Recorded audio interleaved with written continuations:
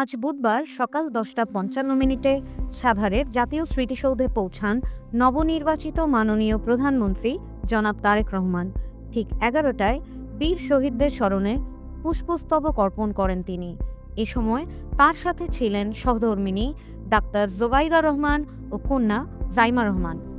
প্রধানমন্ত্রীর এই শ্রদ্ধা নিবেদনে অংশ নেন স্থানীয় সরকার মন্ত্রী মির্জা ফখরুল ইসলাম আলমগীর, স্বরাষ্ট্রমন্ত্রী সালাউদ্দিন আহমদ ও পররাষ্ট্রমন্ত্রী ডক্টর খলিলুর রহমান সহ মন্ত্রিসভার সদস্যরা।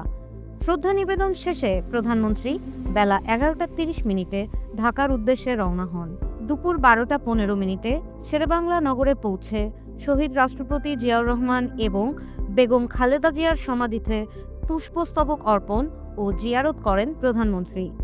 আনুষ্ঠানিকতা শেষে তিনি সরাসরি সচিবালয়ে যান এবং মন্ত্রিসভার সদস্যদের সাথে প্রথম মতবিনিময় সভায় অংশ নেন। ইশরাত জাহান, প্রান্তিক কণ্ঠস্বর, নিউজ ডেস্ক।